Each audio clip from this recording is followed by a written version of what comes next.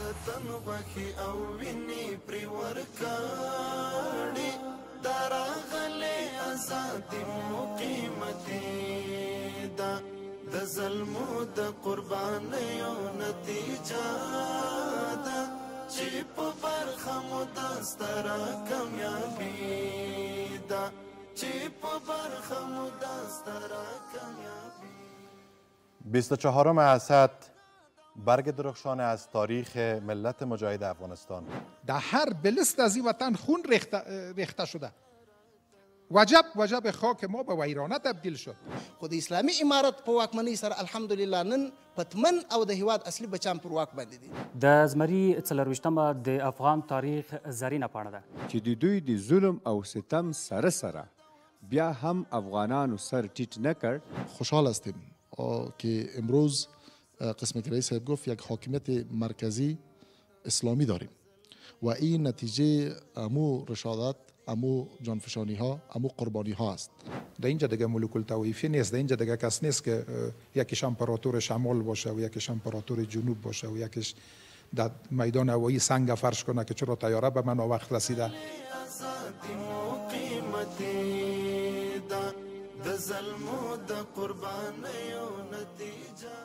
بسم الله الرحمن الرحیم.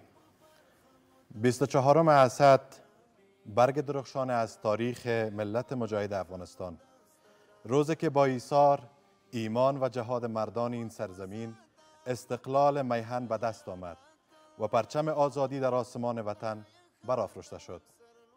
این روز نماد پیروزی بر استبداد و استعمار و یادآور اراده پولادین ملت است که هرگز در برابر ظلم سرفرود نیاورد. بینندگان عزیز سلام، وقتتان بخیر.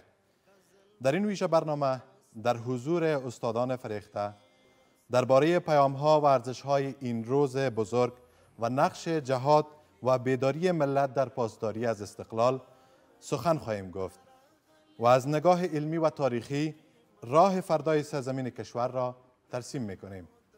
ما در این برنامه تنها نیستم و همکار خوبم نصرتالله خوشحال هم همراهمان است. رحیمي صاحب ډیره مننه کوو. هوکې درنو لیدونکو، د زمري 24مه د افغان تاریخ زرینه پاڼه ده. هغه ورځ چې زموږ ګران هیواد د اوږدو کړاوونو، ناخوالو، جګړو او د پردیو له یرغل څخه خلاص او اوس د آرام ساه اخیستلو ځانګړی فرصت رامنځته شوی دی. د دغې ورځې په رامنځته کېدو سره د هیواد له ښارونو، دښتو، غرونو د آبادۍ، یووالي، مینې، ورورولۍ او دوستۍ خبرونه راخورېږي. دغه ورځ د افغان ملت د یووالي او د هیواد څخه د اشغالګرو د وتلو ورځ ده. درنو لیدونکو، په دې خپرونه کې موږ سره د کابل پوهنتون قدرمن استادان او په تالار کې راغلي ځوانان او محصلین شتون لري. موږ به د دغه ویاړلې او له افتخار څخه ډکې ورځې په مناسبت له دوی سره خبرې اترې وکړو. د خپرونې په لړ کې تالار ته هم ورګرځو، د ځوانانو محصلینو نظریات هم لرو. نو بلنه ورکوو قاري صاحب اعظام الله باوري ته تر څو دغه خپرونه د قرآن کریم پر څو مبارکو آیتونو پیل کړي.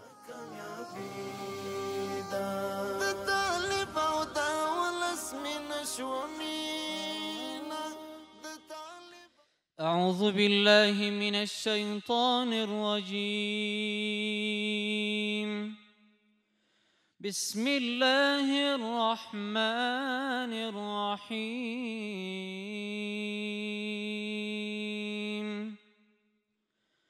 هو الله الذي لا إله إلا هو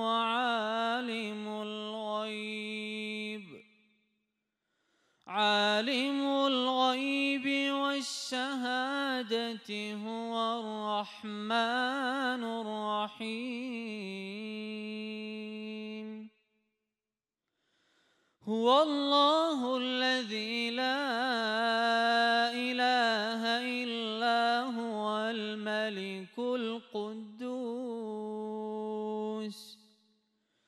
الملك القدوس السلام المؤمن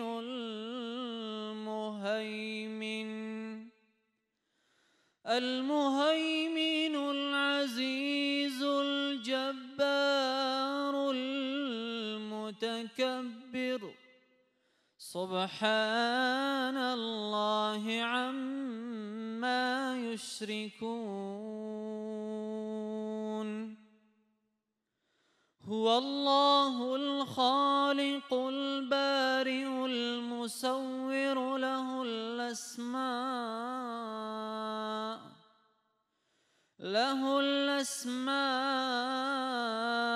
الحسنى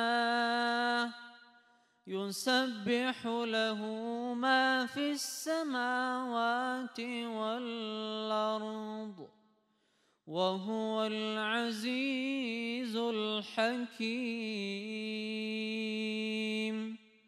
صدق الله العظیم. از قاری صاحب محترم جهان سپاس که با تلاوت آیات چند از قرآن عظیم الشان برنامه ما را رنگین تر ساخت.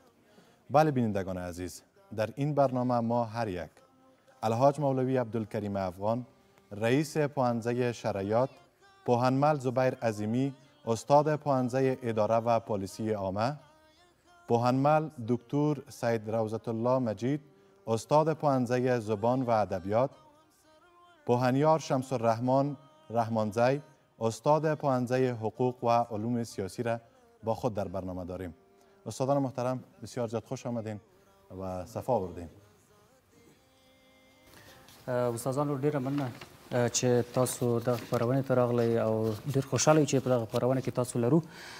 که راشو لومړی پوښتنه رئیس صاحب له تاسو پیل کړو.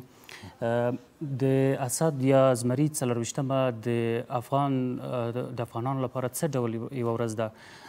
دغه ورځ د افغانانو لپاره څه بیانوي؟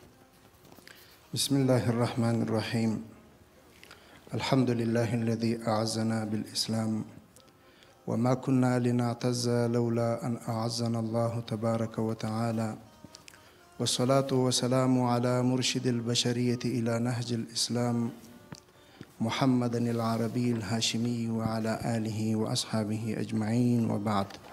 لمړی تاسي او د ملي تلویزیون رهبري او ټولو کارکوونکو ته او ټولو محصلینو ته د دې ورځې مبارکي وایم. په دوم قدم کې د افغانستان ټوله غیرتي ولس ته مبارکي وایم. ټوله مجاهدینو، یتیمانو، کونډو، هغه ټپیانو او زخمیانو چې په دې 20 کاله کې ټپیان سوي دي او ځور یې لیدلی دی، خاص کر هغه مجاهدین چې تر اوسه پورې لا د هیواد په ګوټ ګوټ کې په جهاد او رباط باندې مصروف دي، هغو ته د دې ورځې مبارکي وایم. بیا د دې ورځې مبارکي ټول اسلامي امت ته وایم. دا یو ډیره لویه ورځ ده. دا د اسلام په تاریخ کې نه بلکې د بشر په تاریخ کې یوه ډیره غټه ورځ ده. که چیرې موږ تاسې د بشر تاریخ ته وګورو، د بشر په تاریخ کې ډیر داسې طاقتونه وه، ډیر داسې ځواکونه وه چې بشر به هغه وخت داسې فکر کاوه چې دا نه ماتېدونکی ځواک دی. لکه د نن ناټو او امریکا چې څومره زوروره وه، د هیڅ چا زړه ته نه لوېدله چې امریکا به یوه ورځ د یوه لپه مجاهدینو په پښو کې رالویږي او د افغانستان څخه به شرمېدلې وځي. خو الحمدلله د افغانانو د غیرت، شهامت او ډیرې سرښندنې په نتیجه کې الله جل جلاله د وخت فرعون ته ماته ورکړل. محترم، په جواب کې به زه داسې ووایم، دا کومه پوښتنه چې ده وکړل، اسلامي نظام، اسلامي امارت دونه اهمیتونه او ارزښتونه لري چې موږ نسو کولی چې په ورځو باندې دا بیان کړو. د اسلامي امارت په واکمنۍ سره خپلواکي او استقلال رامنځته سو. دویم، د اسلامي امارت په واکمنېدلو سره پتمن او اصیل بچان د هیواد پر واک سول. دریم، د اسلامي امارت په واکمنېدلو سره د ټوله آسماني ادیانو موخې او مقاصد نن ورځ الحمدلله لاسته راله. څلورم، په افغانستان کې د اسلامي امارت د راتلو سره وروسته یو مرکزي ځواکمن حکومت رامنځته سو. او پنځم، د اسلامي امارت په راتګ سره په افغانستان کې سرتاسري امنیت تامین سو. د اسلامي امارت په واکمنېدلو سره الحمدلله افغانان نن خپلواک سول او د داسې یو استقلال څخه برخمن دي چې هیڅوک ورته امر نه کوي. یوازینی مصدر د امر یې د الله جل جلاله کتاب دی. خپلواکي هغه نعمت دی چې خدای جل جلاله بني اسرائیلو ته مخکې آیت چې ما تلاوت کړ، بني اسرائیلو ته د خپلو سترو نعمتونو په سلسله کې د خپلواکۍ نعمت ورته یادوي. کله چې بني اسرائیل الله پاک دوی ته د فرعون د یرغل او اشغال څخه نجات ورکړ، نو هلته دوی چې کله ځینې کسان ویني چې د بوتانو عبادت کوي، موسی علیه السلام ته بني اسرائیل وایي موږ ته هم څه خدایان وښیي چې موږ هم ورته سجدې ولګوو. نو الله جل جلاله په دې وخت کې ورته وایي وإذ نجيناكم من آل فرعون يسومونكم سوء العذاب يذبحون أبناءكم ويستحيون نساءكم إلى الأخير. دلته خدای جل جلاله ورته وایي تاسې ولې د دغه ستر نعمت چې خپلواکي د ما تاسې ته خپلواکي درکړه، د دغه خپلواکۍ د ستر نعمت په مقابل کې تاسې ولې ناشکري کوئ؟ باید تاسې د الله شکر وباسئ، د الله جل جلاله دغه نعمت هیر نه کوي. د دې په عوض کې تاسې یعنې د خدای جل جلاله ناشکري کوئ. نو خپلواکي داسې یو ستر نعمت دی چې الله پاک په قرآن کریم کې یادونه کړې ده. نو موږ الحمدلله د اسلامي امارت په واکمنېدلو سره د یو ستر خپلواکۍ او استقلال برخمن یو الحمدلله. نو همدارنګه د دې څخه موږ ته معلومیږي چې هر یرغلګر او اشغالګر چې کوم هیواد ته ورځي کوشش کوي چې هغه منفوره څیرې پر واک باندې راولي، ځکه اصل او پتمن خلک د هیواد اصلي بچان هیڅ کله نه غواړي چې د بل چا یرغل وزغمي. نو په دې 20 کاله کې همداسې وسوله چې منفوره څیرې پر واک باندې ناټو او امریکا راوستلې وه، خو د اسلامي امارت په واکمنۍ سره الحمدلله نن پتمن او د هیواد اصلي بچان پر واک باندې دي. د امیر نه نیولې تر آخرني ماموره پورې او د مامور نه نیولې تر امیره پورې الحمدلله سپېڅلي پاک او اصلي بچان د دې هیواد دي. د هیواد ته ژمن خلک نن ورځ الحمدلله د واک پر ګدۍ باندې ناست دي. نو دا یو بل ارزښت د اسلامي نظام او امارت دی. نن ورځ الحمدلله په ټولو ولسوالیو کې د اسلامي امارت ولسوالان دي، په ټولو ولایاتو کې د اسلامي امارت والیان دي، په هر ځای کې قمندانان دي. هیڅوک کله چې د علی قدر امیر المؤمنین حفظه الله ورعاه امر ورځي هر څوک ورته لبیک وایي. دا د ځان دپاره عبادت ګڼي، د هغه د امر اطاعت د ځان دپاره عبادت ګڼي. د افغانستان یوه لویشت ځمکه هم نن ورځ الحمدلله د اسلامي نظام د واکه څخه بهر نه ده. دا مرکزي حکومت موږ په ډیر د تاریخ په اوږدو کې یعنې ډیر کم لیدلی دی. نن ورځ الحمدلله د دغسې مرکزي ځواکمن حکومت څخه موږ برخمن یو. د اسلامي امارت ارزښتونه که موږ بیانوو نو دا به ډېرې ورځې زموږ څخه نیسي. واقعا هم. زبیر اعظمی، بیایم سمت شما و سوال داشته باشیم. ملت افغانستان در طول تاریخ به خاطر آزادی افغانستان قربانی های بیشمار داد.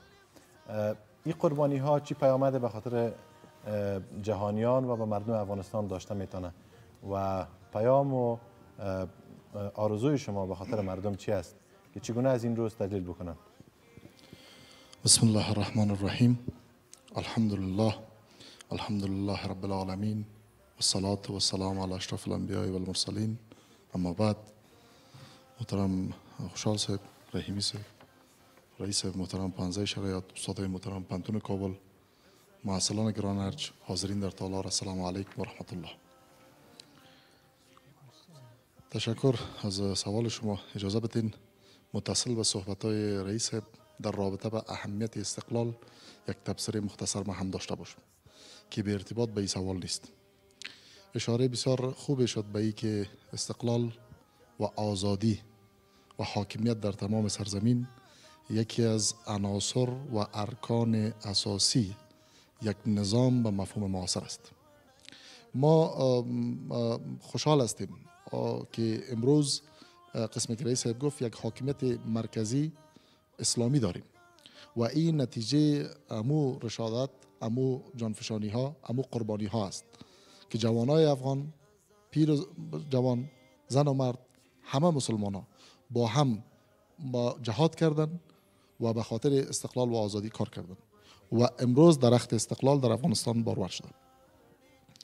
پیامی که از این روز به دست میاد در 4 نکته میشه او را ما جمع بندی بکنیم. اول پیام برای مردم افغانستان است، شکر ای استقلال و ای حاکمیت را ادا بکنند. دور یک محور که همون دین مقدس اسلام هست جمع شوند و برای آبادانی کشور خود در پرتو تعالیم دین کوشش بکنند. برای امارت اسلامی، برای زمامداری امارت اسلامی افغانستان هم پیام واضح است. اولی که ما شکر فتح و ظفر و کامیابی را باید ادا بکنیم. دومی که راه مجاهدینی که در این راستا زحمت کشیدن، خونفشانی ها کردن فراموش نکنیم. سومی که تمام ملت افغانستان را در این شریک بدانیم و تمام تلاش خود را صادقانه و متحدانه بکنیم که رفاه دنیوی و اخروی برای مسلمان ها امت افغانستان تامین شود. برای متجاوزین هم پیام واضح داره. پیام اولش است که مردم افغانستان زیر بار ظلم و ستم نمیرن. مردم افغانستان، امت مسلمان در پرتو دین مبارکشان و شریعت محمد رسول الله صلی الله علیه و سلم تجاوز خارجی را نمیپذیرند و آزادی و استقلال خود را با اراده متین و محکم به دست میارند. اگر در گذشته تجاوزها صورت گرفته و دفع شده، این پند باشه برای آیندگان که خیال تعرض و تجاوز را بر جغرافیای افغانستان و کشورهای اسلامی نداشته باشند. همونطوری که وعده قرآنی است که سخن حق بر جای میشینه و باطل از بین میره و استقلال، آزادی و عزت افغانا در پرتو حاکمیتشان است و این را انشالله افغانا در طول تاریخ ثابت کردن که ما در حفاظت شده از هیچ چیز دریغ نمیکنیم. ما خونفشانی میکنیم. حالا که درخت استقلال محکم شده، استوار شده، انشالله که در نگهداری و پاسداری از این ملت افغانستان ارادهشان قوی تر است. در این قسمت از برنامه یک وقفه کوتاه داریم، دوباره زود برمیگردیم، با ما باشین.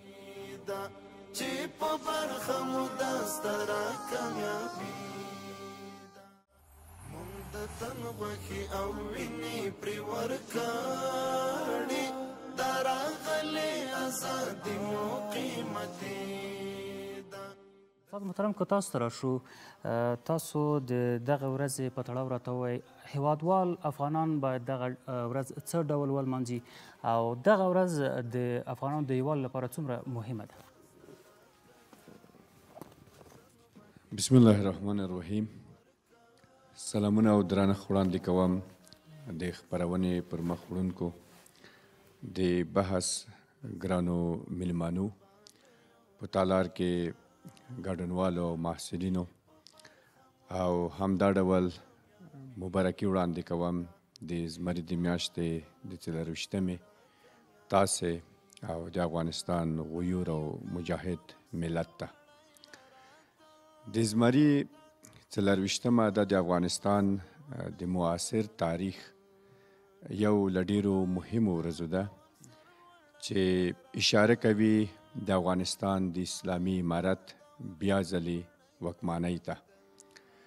د زمري 24مه دا یوازې د افغانستان د نږدې تیر تاریخ یاد نه دی، بلکې دا د افغانستان او افغانانو لپاره د خپلواکۍ، سولې او ملي یووالي د پیل ورځ ده.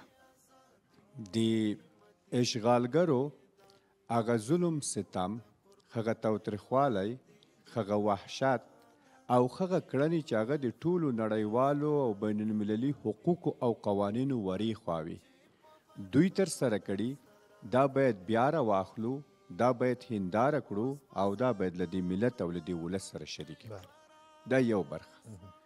د نمانځنې دویمه برخه یې چې موږ دا ډول ورځې لمانځو، هغه قربانۍ دي، هغه سرښندنې دي، هغه مبارزه ده، هغه دریدنه ده، هغه وړاندې تګ دی، هغه ډاډ او اطمینان و چې د دوی د ظلم او ستم سره سره بیا هم افغانانو سر ټیټ نه کړ، دوی په غیرت سره ودرېدل او بالاخره په پایله کې یې هیواد ته بیا خپلواکي، یووالی او سوله ور په برخه کړه. موږ هم تاسو په دې تیرو کالونو کې ولیدل چې افغان ملت د مختلفو سیاسي ګوندونو په نوم سره ویشل شوی و. هغه که دولتي څوکۍ وي او که مقاومونه وو، هغه په ژبه او قوم سره ویشل شوي وو. نو د اشغال په پای سره په پای ته رسېدو سره دغه د ډیوایډ ان رول ابزار او وسیله هم پای وموندو. نو افغانان د یو مرکزی حکومت تر چتر لاندې سره راټول شول. هغه مسایل چې په تیر کې د قوم او ژبې په نوم سره شتون درلود، الحمدلله موږ او تاسو اوس شاهدان یو چې دا مسایل نور په افغانستان کې شتون نه لري. ډېره مننه کوم جناب استاد، له تاسو ډېره مننه. ښو ټکو او ښو موضوعاتو ته مو اشاره درلوده. نو استاد که تاسو ته راشو، تاسو هم د دغه ورځې په تړاو راته ووایئ چې دغه ورځ د افغانستان په تاریخ کې څه ډول ورځ ده، د افغانستان په معاصر تاریخ کې؟ بسم الله الرحمن الرحیم و به نستعین. سلام خدمت مسئولین برنامه و حاضرین در تالار، جوانان برومند. قبل از اینکه من به این سوال پاسخ ارائه بکنم، جا داره که بگویم که افتخار به این ملت سلحشور و با شهامت افغانستان که در اوایل قرن 20 بزرگترین قدرت نظامی دنیا را که آفتاب در قلمروش غروب نمیکرد او را به زانو در آورد و پوزش به خاک مذلت مالید.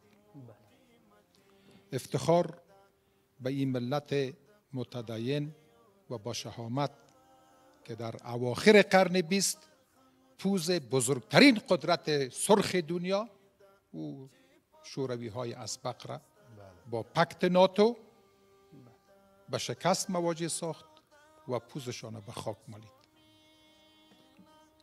و افتخار به ملت نجیب، سربلند، متدین و با شهامت افغانستان که در اوایل قرن 21 پوز امریکا، ای فرعون زمان و پکت ناتو را به خاک مذلت مالید.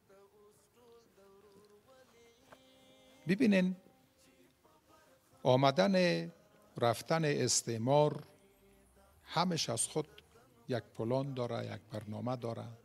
روی برنامه های خاص استعماریه که اونها دارن پیش میرن. مبارزه بر ضد تروریسم بین المللی. ولی از دید استعمار تروریست کی است؟ هر کسی که از دین خود، از آیین خود، از ملت خود، از منابع کشور خود، از ناموس ملی خود به دفاع بپردازه و در مقابل استعمار صد واقع شود، او تروریست است. دیگه آمدیم سر از این موضوع که آل ما لله الحمد و المنه در یک افغانستان آزاد، آباد، مستقل زندگی میکنیم، آرام. آل اینمی حکمت چطور ما نگاه کرده میتونیم؟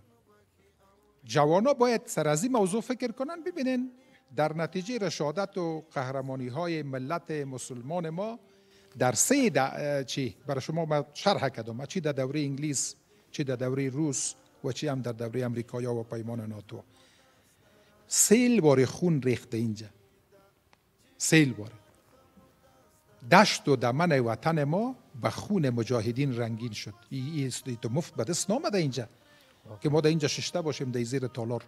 این آزادی مفت به دست نامده. در هر بلست از این وطن خون ریخته شده.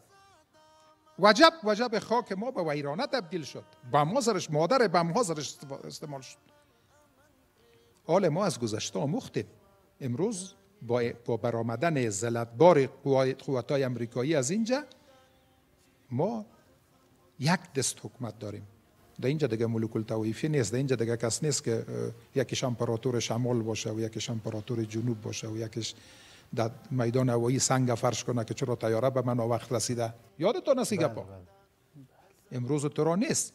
اما دشمن آرام ننشسته. امی امپول در رگ مردم ضرب کرده روان است که جوانای ما هوشیار از این گپ باشن. و دیگه ای که برای آبادی افغانستان یک مرحله دوم جهاد است و این جهاد از او جهاد که بسیار مهم است و بسیار پرمخاطره هم است. به خاطر که دیگه جای برای استعمار در اینجا باقی نمانه که باز بهانه گرفته برای ما بیایه و پایه های حکومت ما را ضعیف بسازه. جا داره که ما در گزینش افراد متدین، متعهد و متخصص کار کنیم. هر جوان ما باید متدین باشه، متعهد باشه، متخصص باشه. ما او متخصص چی کنم که به این وطن ما تعهد نداره، در اینجا فعلا نیست. او متخصص چی به درد ما میخوره؟ ما او متخصصی که دین نداره، او را به چی کنم؟ و با جرأت براتون میگم که او متدینه، که متدین است، متعهد هم است، بیچاره تخصص او قدر نداره، نه؟ کار میشه. اما جوانای ما باید در این سه مورد بسیار زیاد تلاش بکنیم. به خاطر حفظ نظام ما به تدین و تعهد و تخصص ضرورت داریم. در هر بخش باید کار بکنیم. یک کشور آزاد، مستقل در نقشه دنیا، به حیث یک ملت کفر شکن، به حیث یک ملت آباد، به حیث یک ملت آزاده انشالله باقی خواهد ماند. سلام علیکم. بسیار زیاد تشکر استاد محترم. واقعا که استاد محترم سخنهای بسیار خوبی داشتن و ما شما شاهد این چنین کارها بودیم در طول تاریخ. با نامهای مختلف و با پروژه های مختلف میخواستن که بر ذهنهای مردم ما تسخیر داشته باشند و کار بکنن که مردم ما نااتفاق باشن و در بینشان اتفاق نباشه. در این قسمت از برنامه یک وقفه کوتاه داریم، دوباره زود برمیگردیم، با ما باشید.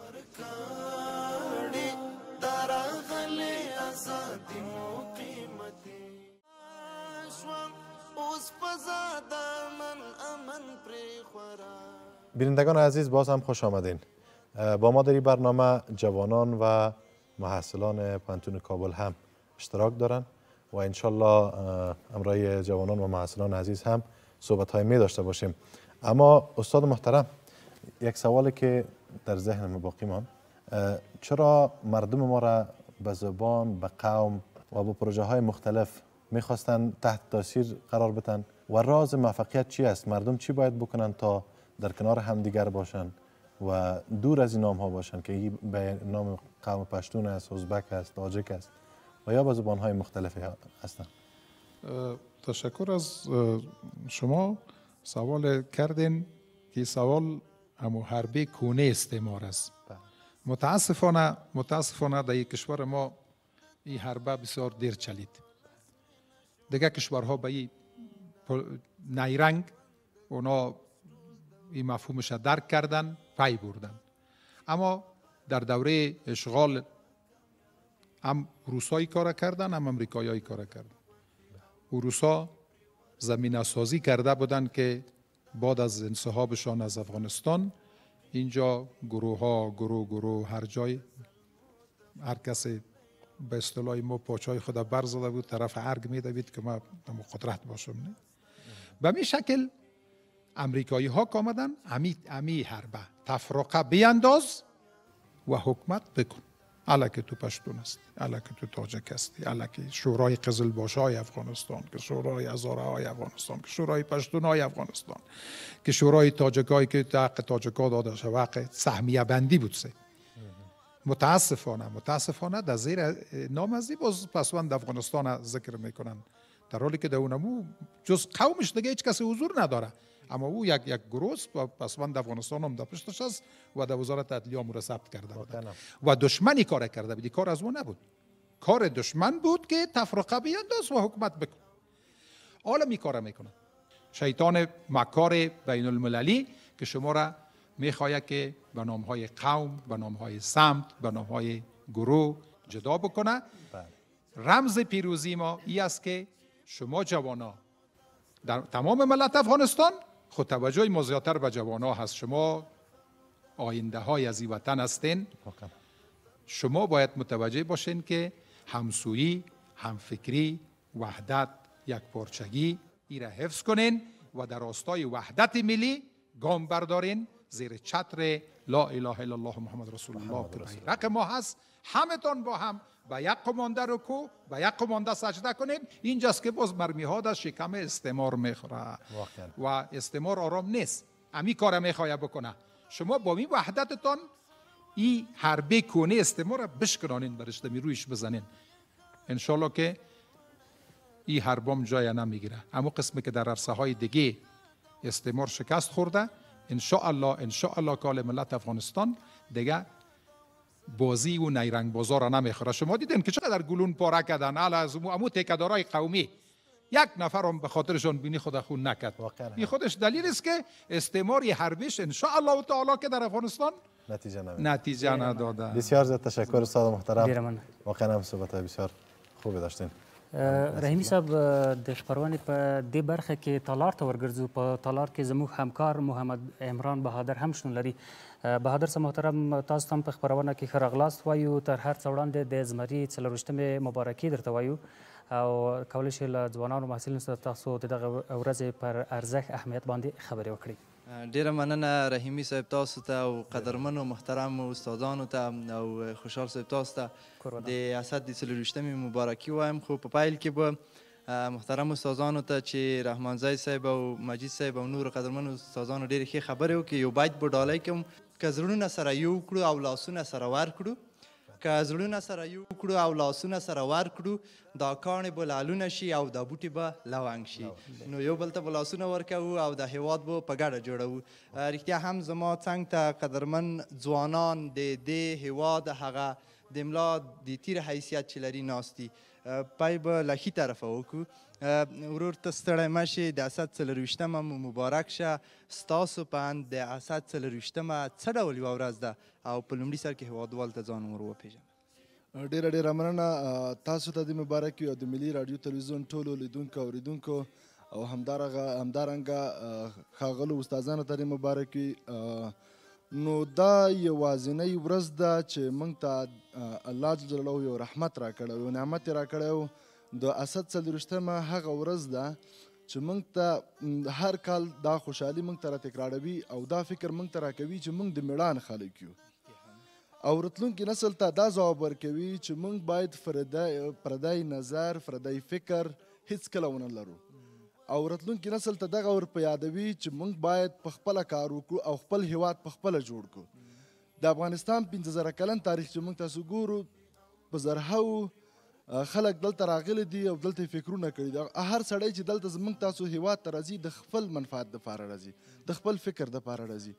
نو موږ تاسو دغه ورځ دا یادوي چې یعنې موږ تاسو په خپله باید کار وکړو، ځکه چې په دې 100 کلن تاریخ کې موږ سره هغه هیوادونه چې یو ځای ازادي اخیستې وای، د موږ نه مخکې اخیستې وای، د موږ نه وروسته اخیستې وای، هغوی ډېر مخکې لاړه، مګر موږ تاسو لا تر اوسه پورې پاتې یو. ولې دغه فکر باید ولرو چې موږ تاسو پردي فکرونه او پردي نظرونه ماخذ دي، هغه باید پرېږدو، خپله باید کار وکړو، یو بل ته باید لاس ورکړو او خپل هیواد په خپله جوړ کړو. ډېره مننه کورودان. هغه چې وایي ټیټ مې مه ګړه غورځنګ را باندې مه کړه، ټیټ مې مه ګړه غورځنګ را باندې مه کړه، زه په دې افتادګۍ کې لوی ګړنګ یم. دلته چې د نړۍ هر زبرځواک راغلی ماتې خوړلې او له وطن څخه شرمنده وتلی. د اسد 40مه بیا هم مبارک شه. دلته زما چپ اړخ ته یو بل ورور دی، ستړی مه شې، ښه راغلی او ملي ټلویزیون انګړ ته ورسره په څنګ کې د قربانۍ او ثمرې خپرونې ته که هیوادوالو ته ځان ور وپېژنې او دوهم قدم کې دا راته ووایې چې د دغې ورځې پر بنسټ د ځوانانو مسؤلیت څه دی تر څو دغه ازادي مو دایمه او قایمه وي. بسم الله الرحمن الرحیم. ولی الله فاضل یو تن ځوان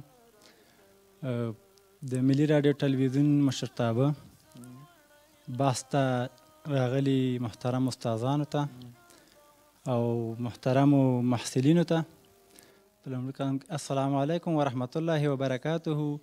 د دغې پرتمینې ورځې مبارکي تالار کې ګډونوالو د افغانستان غیور او باشهامته مجاهد ولس ته وایم.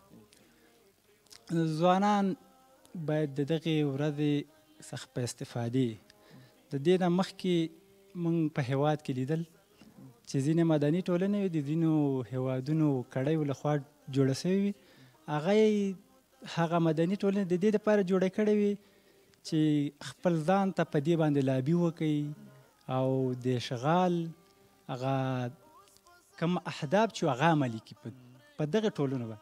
ځوانانو ته وایم د دغه ورځې نه په استفادې سره کله چې فتح راځي، فتح نه وروسته په هیواد کې اسلامي نظام حاکمیږي.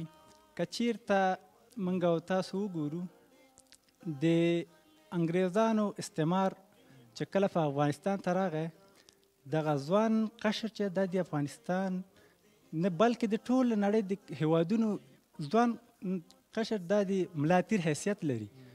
الحمدلله د افغانستان ځوانان اوس فهمیده خلک دي، پوهیږي، هغوی په دې پوه شو چې اشغال کې څه رقم زندگی وه او په استقلال کې څه رقم زندگی ده. ټولو نه مننه، بیا مو هم مبارک شه. قدرمنو لیدونکو، د درنو همکاران رحیمي صاحب او نصرت الله خوشحال صاحب څخه مننه. زه به یو سوال په آخر کې د رحمانزی صاحب استاد څخه وکړم چې لکه څنګه چې ځوانانو وویل چې مسؤلیت مو یووالی او یو موټی کېدل دي او د وطن جوړېدل دي. زما یو پوښتنه استاد محترم له تاسو څخه ده چې د انګیزې په ورکولو کې د پوهنتونونو مسؤلیت څه دی تر څو ځوانانو ته څه ډول یوه انګیزه ورکړي تر څو دغه وطن ګل و ګلزار او په هره برخه کې د پرمختګ نورې لاسته راوړنې او ښه خبرونه ورو. ډېره مننه. ډېره مننه. ما دغه د لومړۍ پوښتنې په ځواب کې هم اشاره نرم او سخت ځواک یا قدرت ته وکړه. د یو هیواد ملي قدرت چې کله موږ او تاسو مطالعه کوو، ملي روحیه، ایډیالوژي، سیاسي فرهنګ، دا 50 سلنه برخه د یو هیواد د ملي قدرت جوړوي. یعنی که موږ او تاسو د نړۍ د مختلفو هیوادونو د ملي قدرت عناصر مطالعه کوو، له یوه خوا پکې نظامي ځواک دی، ټانګ او توپ دی، له بلې خوا په همدغه ځوانان دي. خو ځوان هغه وخت د یو هیواد د ملي قدرت برخه شمیرل کیږي چې د هغې روحیه ملي وي، د هغې مورال لوړ وي، هغه روزل شوی وي. نو په دې برخه کې د پوهنتونونو د نورو علمي مرکزونو دا مسؤلیت جوړیږي. موږ او تاسو باید د استقلال دا ډول ورځې لکه څه ډول چې د اسد 24مه لرو، له یو کاله تر بل کاله باید منتظر پاتې نشو چې کله دا ورځ راغله بیا یو هفته خپرونې او برنامې لرو او دا فکر خپروو. دا استقلال د دې استقلال لپاره چې قرباني ورکړل شوې ده او څنګه په راتلونکي کې دا هیواد یو موټی، سوکاله، خپلواکه او یو ساتلی شو، دا د پوهنتونونو نیولې بیا تر نورو علمي مرکزونو دا د فرد افغان دا وجیبه، دا دند او دا مسؤلیت دی تر څو د فکر ته کار وکړي او ځوانان په داسې یو روحیه باندې وروزل شي چې له تیرو زده کړې او راتلونکي ته آماده اوسي. واقعا هم ډېره زیاته مننه استاد محترم. نو واقعا هم چې استاد محترم او قدرمنو ځوانانو و محصلینو ډېر ښې خبرې وکړې. بینندگان عزیز، در این قسمت برنامه یک وقفه کوتاه داریم، بعد از وقفه دوباره برمیگردیم، با ما باشید.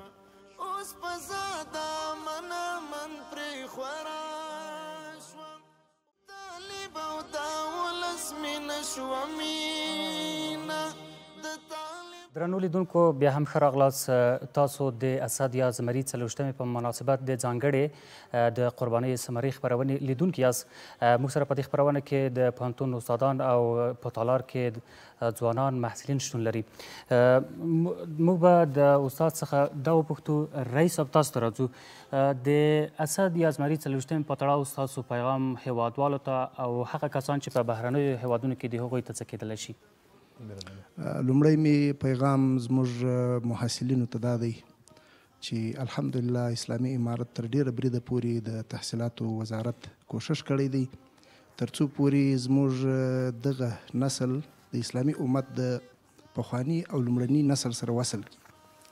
کم کږي او انحراف چې راغلی و یا زموږ د ځوانانو فکر په غرب پورې تړل سوی و یا دې خواته اوښتلی و، نو نن کوشش کوي تر څو پورې بیرته د دوی د فکري مسیر راسته کړي او مستقیمې کړي.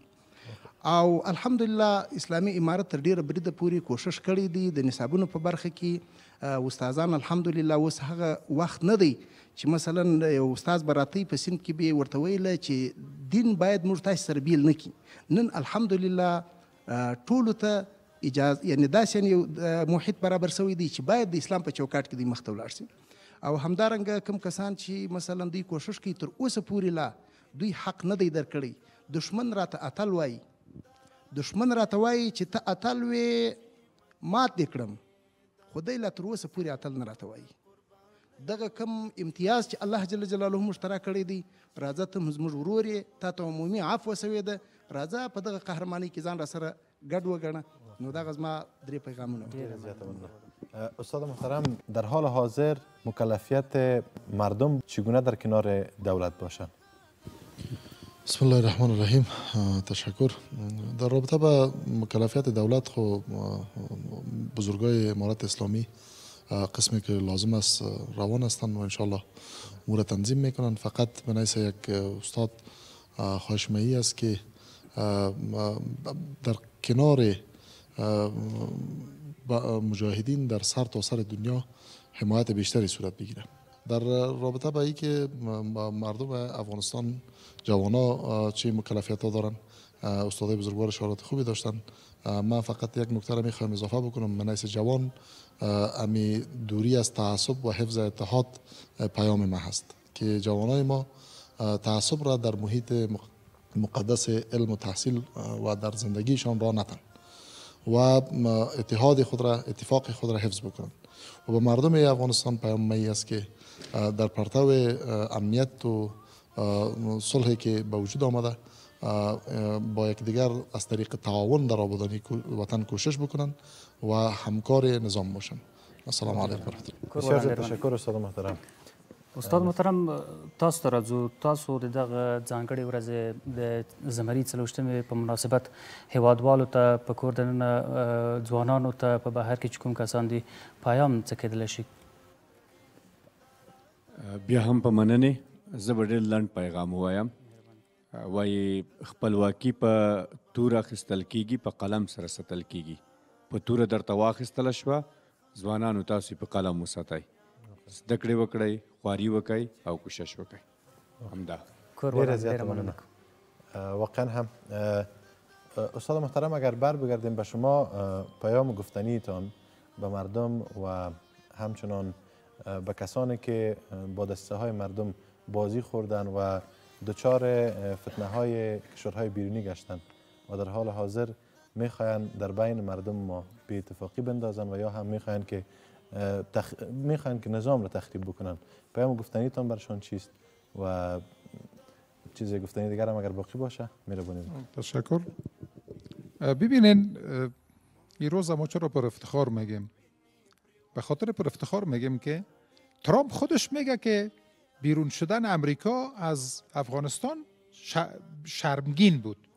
او خودش اعلان میکنه. هیچ ابرقدرت، هیچ کسی خودش دامن خود بالا نمیکنه. آمدیم سر گپ شما که کسایی که از اینجا رفتن، باور شما بکنین دیروز یک کسی به من از طریق واتساپ در تماس بود. ما هیچ نمیگم که کی بود. در یکی از کشورها رفته بود. من اولش نداشتم. گفت حالا دمی یک چیز گفت، اصطلاح را به کار برد که دمی بدو گفت یا دمی چی گفت. ما در یک جایی رفتم، گفت حالا اونجا هیچ کس نیست، افغانای مام نیست، ما در اونجا دقا آوردیم و هیچ کس نمیبینم، زندگی خوشم نمیایه. یک متل پشتوست میگه هر چات خپل وطن کشمیر دی. واقعا هم امو یک شاعر بود میگفت ذره خاک وطن را به کرملین ندهم، گل این باغ چمن را به واشنگتن ندهم، دانه ریگ از این خاک به جرمن ندهم، به خدا جان بدهم خاک به لندن ندهم. من که افغانم و اسلام بود تاینم، نه به انگلیس غلامم نه فدای چینم. این وطن حدود ثغور داره، دین داره، اینجا مزیتایی داره، فرهنگ داره، رسم و رواجای مثبت داره. به این چنگ بزنیم. در اول چنگ به قرآن و سنت بزنیم. در روشنایی از او فقط اینمی بسیار مهم است. یک کسی که مسلمان باشه و در یک کشور بره زندگی کنه و سر اولاد خود فکر نکنه که می زندگی ما خو اینجا تیر میشه.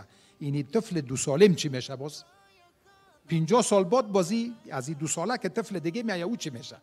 واقعا هم اگه سر ازی فکر کرد موتو اگه بگویمش یا نگوییم خودش بدوش میخزه اینجا میایه. بسیار زیاد تشکر استاد محترم. استادان گرانقدر بسیار زیاد تشکر که قدم رنجه کردین و در برنامه تشریف آوردین. محصلین و جوانان عزیز از شما هم بسیار زیاد تشکر. وقت برنامه تمام است، اگر نه صحبت‌های زیاد باقی مانده. بینندگان عزیز از شما هم بسیار زیاد تشکر که تا این دم همراهمان بودین. تا برنامه بعد شما را به خدای یکتا میسپاریم. همیشه موفق باشین و باید یک تعهد داشته باشیم که همه ما دست به دست یکدیگر بتیم و در آبادی کشور ما سهم بگیریم.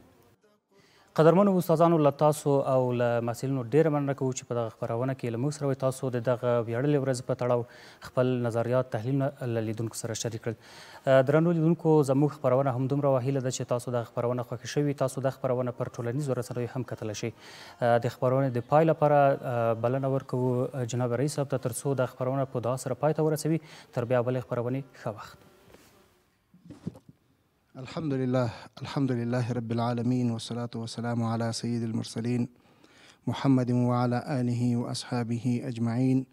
اللهم افتح لنا بالخير واختم لنا بالخير واجعل عواقب أمورنا كلها خير. اللهم أرنا الحق حقا وارزقنا اتباعه وأرنا الباطل باطلا وارزقنا اجتنابه. اللهم اجعلنا من التوابين واجعلنا من المتطهرين وجعلنا من عبادك الصالحين الذين لا خوف عليهم ولا هم يحزنون. خدای جل جلاله دې دا ورځ د ټولو افغانانو لپاره مبارکه وګرځي. خدای جل جلاله دې د هغه شهیدانو چې په دې 20 کاله کې د کفر پر وړاندې باندې مبارزه کړې ده او وینه یې توی سوې ده، خدای جل جلاله دې د هغوی شهادتونه قبول او منظور وګرځي. خدای جل جلاله دې د هغوی یتیمانو او میندو او ښځو ته صبر جمیل اجر عظیم نصیب کړي. او الله جل جلاله دې علی قدر امیر المؤمنین او د اسلامي امارت ټوله چارواکي وساتي. او الله جل جلاله دې موږ تاسې ټوله د خیانت څخه وساتي. خدای جل جلاله دې موږ تاسې ته توفیق راکړي تر څو پورې د دغه ستر نعمت شکرګزاري وکړو، که نه داسې نه چې الله جل جلاله دا نعمت بیا راڅخه واخلي. خدای جل جلاله دې زموږ تاسې خاتمه پر ایمان کې. واخر دعوانا ان الحمد لله رب العالمین.